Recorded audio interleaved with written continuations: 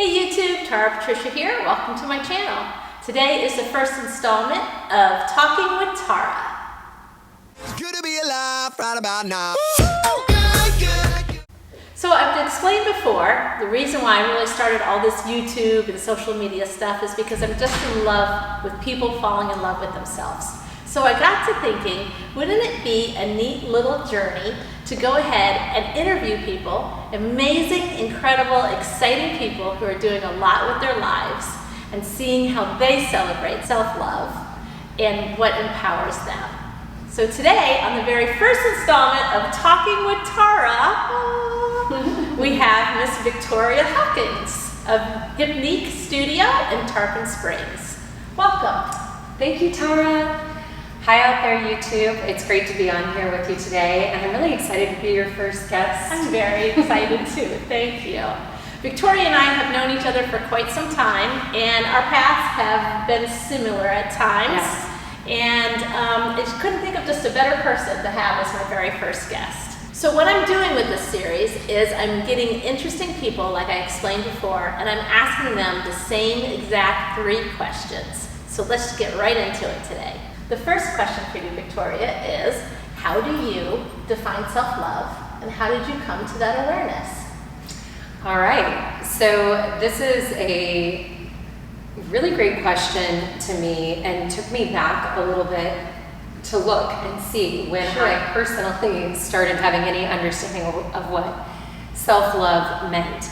And actually for me, it started more with the word self-care.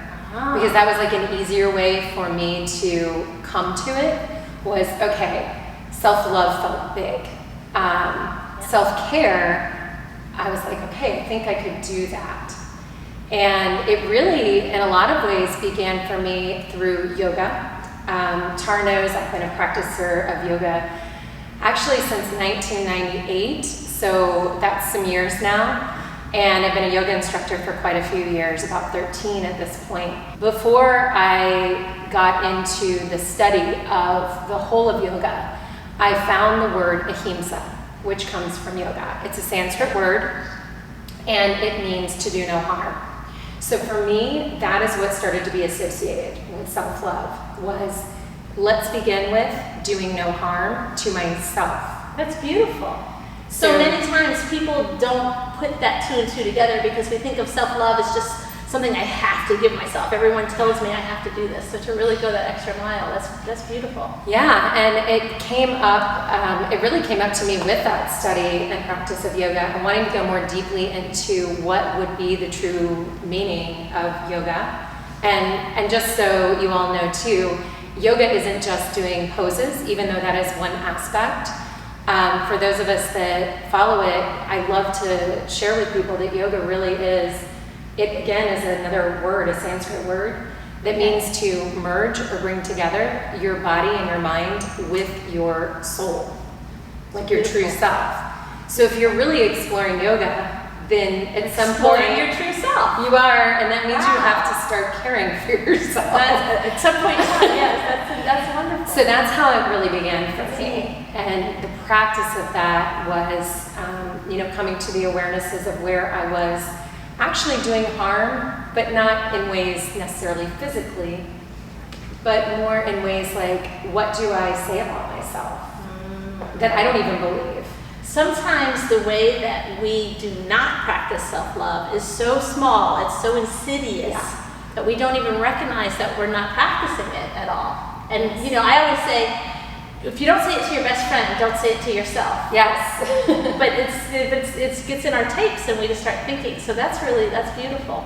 So a lot of it began with that, beginning to notice, okay, I'm making a choice to be more caring to myself, and then eventually more loving to myself. Because caring is one thing, loving is another step. It's like a deeper step to me. It is. And I also took something that you basically said, which was, I'm a very caring person. She is. How bad? My whole life. I've been a therapist for many years also, even more than the yoga practitioner. And I knew that I knew how to care for others. Right. So would I care for myself even a fraction of that It's way. a completely different monster, as we all know. So I began adding onto that, okay, well, if I would care for another in this way, could I care for myself in this way? And then could I actually love myself? Could you look in the mirror and say, I love you to yourself? Which was, I believe, might have been a Louise Hay Right. Yes. technique or exercise. Like The look in mirror the mirror talk. and Yes. tell yourself, I love you. Yeah. I realized from that I didn't actually look at myself a whole lot in the mirror. Unless it Well- was like to put on makeup. Right. Or yeah. something It's like functional that you have to do. Right, like make sure my hair was in And place. so many times we say that to ourselves, but we really aren't connecting with what that really means too. Yeah. So to go that deeper level is really the key, because I think we sense when we're just giving ourselves lip service. Oh yeah, We sense it when other people give it to us, so why wouldn't we sense it for our own selves, right? I say that I could say it through gritted teeth. And if you, Right. my jaw is tight and I'm saying I love you, Yes. but it's a start. It is a And that was Baby often the start. Yes. And choosing to care for myself first now is where I feel like I'm at. And I will say, I purposely, intentionally took on that practice probably about 12 years ago now, Wow. where I said, like, drew a line in the sand and I was Yeah. like, okay, it's time to start caring for me as much as I care for others. Right. And now I feel like I'm at that place where I'm much more conscious and aware of that. And where I've crossed my own boundary and I'm not anymore. Sure. You start to know the signs of when you're not caring for yourself or you're not really applying love to yourself. Yes. And so how did that transition from care to that deeper state of love for you? Well, for me, it really had a lot to do with body. Again, a little history for me is I was a dancer my entire life. I still am. That's why we're here in the studio. Belly dancer behind Yes, us. I have a yoga and belly dance studio in Tarpon Springs, Florida. But I started dancing in ballet when I was 5 years old. I practiced ballet until I was around 20. And then I went this different direction being a therapist. So I've always been very conscious of my body. Some of that hasn't been in the most, actually, it's been in very unloving ways throughout my life. Which happens for a lot of us. Yeah. So there came a moment, and I feel like this was probably about 4 or 5 years ago, where I was caring for myself a whole lot better. But I was noticing the words in my head that I thought about my body were very negative. And then I would also hear some of the stuff that I would say to other people about myself. Right. So once I became aware of that, I realized that, okay, this is just me telling this to me. Right. And I don't have to do that anymore because no one else is actually encouraging it, because I've created a life at this point of Sure. truly amazing people in my life. Good support. Good support, Yeah. amazing partner. I have a great life. The only person telling me something different was me, about me. And I think that's so common for people. Yeah. So common. So that was the turning point for me. And over that time, I really started saying, okay, now I want to love myself, because caring for myself is fine. Right. You can get along well with that for a while, and I highly encourage it. The alternative isn't great. No, it did not at all. Loving yourself is a next level choice. And that gets us into the second question. All right. So question number 2, which is a great transition from where you were, is how do you practice self-love? Okay. Well, I think I was starting to say that even in answering the first one, wasn't I? So one of the main ways that I practice self-love is by being aware of what I'm speaking first, then what I'm thinking. You notice what you're speaking out loud if you decide to pay attention. But it's a fun little game. I like to play games. I like to make everything a game or an experiment. Just makes it more fun. I've done that my whole life. If you decide to play a game with yourself and listen to what you say out loud, Right.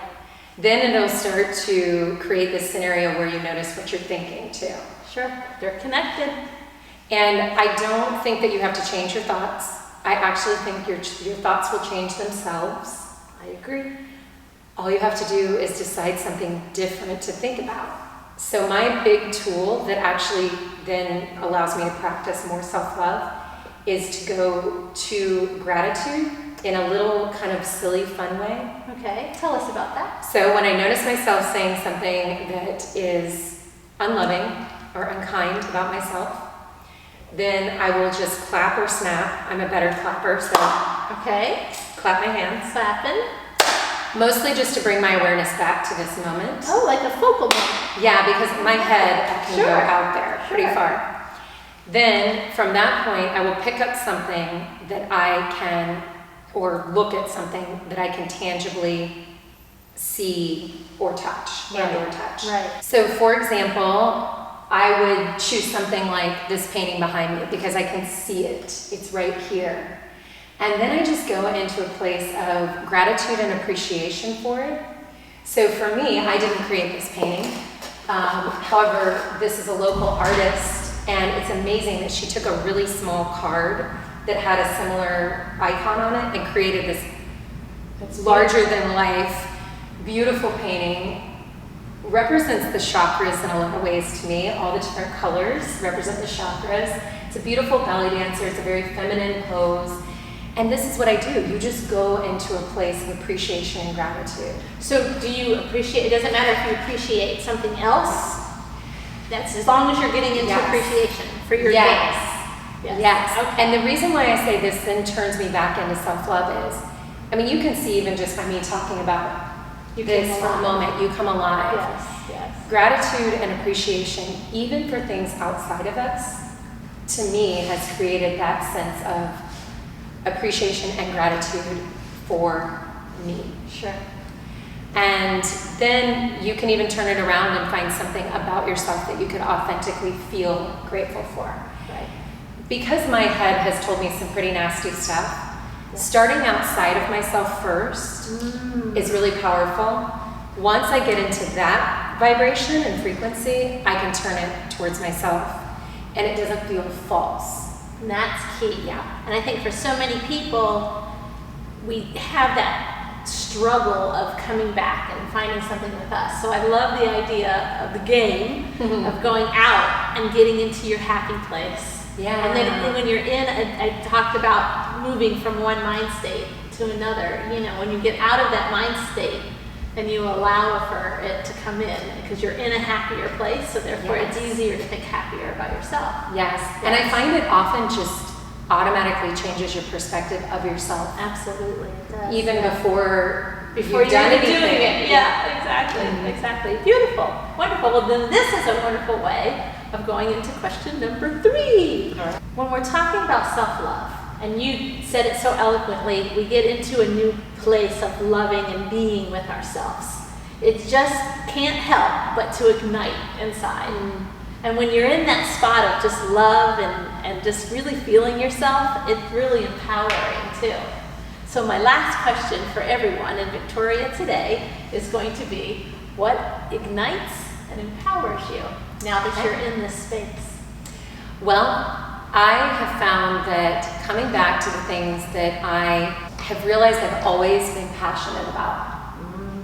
The way that I did this for myself a number of years ago, I was guided to think about what I wanted to like do and be when I was around 16, 17 years old. Okay. And part of that is just because you're in a space of wanting to be independent at that time. Very true. Yet you also still are kind of connected to your dreams maybe. Right. And no one's told you not to be practical yet. Very important, because we're told that far too often. Far too often. So when I thought back to that time, I looked at all the ways that I loved the arts. And I actually had thought about pursuing dance just as my career back then, but went a different direction because I was going to be practical. And I was, and I had a wonderful career that served me very well and brought me to this point where I could do this and open a studio. Right. But what I saw was what ignites and empowers me is connecting back with the arts. I love to create visual paintings. She's such a good artist. Thank you. I absolutely adore dancing and movement, and learning new things within those fields is always really igniting for me. And then I feel like what empowers me is I enjoy teaching. and educating. So then taking my passions and sharing those with others. And I find when I'm doing those things, I am lit up and I get excited about life. I love that. Then you feel excited about you more. Yes. And I also So have seen those values of the gifts that we have. Yes. That I kind of believe we're given those, put into us Sure. at some point when Sure. we're young. I get ignited by the arts, I guess. That's beautiful. And then I really feel empowered when I can share those things with others in the variety of ways that I do. That's wonderful. It's fun. You've used 3 words today that I really enjoyed. She said care, love, and passion. And those, I think, really sum up well your whole journey. Caring for yourself, Yes. loving yourself, and getting to a space of love so that your passion can come through. Oh, I love that. That's beautiful. Well, so that's it for today for the first very ever. Does that make sense? The first very ever? No. No, not at all. But we're going to keep with it and we're not even going to cut that out. So that's it for the first very ever session of Talking with Tara. Thank you, Victoria. I love that you are our first person. Thank you so much. It was so fun to be on here with you. And that, my friends, is Talking with Tara. It's good to be alive right about now.